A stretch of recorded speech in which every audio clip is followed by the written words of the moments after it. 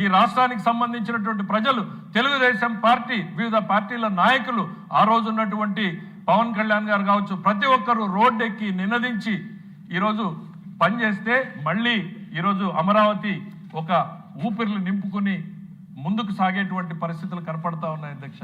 ఈరోజు ఒకవైపు అమరావతిని నిలబెట్టాలనేటువంటి ప్రయత్నం చేస్తున్నటువంటి నాయకుడు ఒకవైపు, అమరావతి అంటే ఏంటి అధ్యక్ష, ఇదేదైనా ఒక నగరమో ఒక సిటీనో ఎందుకు అనేటువంటిది ఆయనే చెప్పాడు కదా. ఒక ఆర్థిక రాజధాని ఉంటే తప్ప ప్రజలకు అవకాశాలు రావు అనేటువంటిది తెలియక కాదు అధ్యక్ష. బయటకు వెళ్ళి ఏం చెప్తాడు అధ్యక్ష, మొత్తం పెట్టుబడులు అమరావతిలో పెడుతున్నారు అని చెప్తారు అధ్యక్ష. ఒకవైపేమో రాష్ట్ర రాజధాని కావాలి, ఒక ఆర్థిక చోదక శక్తి కావాలి, దాన్ని నడిపేటువంటి ఇంజన్ కావాలి అనేటువంటి చెప్తారు. మరోవైపు బయటికి వెళ్ళి మీ పెట్టుబడులు అక్కడ పెడుతున్నారు అని ప్రజల్ని మెచ్చగొట్టేటువంటి ప్రయత్నం చేస్తారు అధ్యక్ష. ఏంటి అధ్యక్ష ఈ రాజధాని?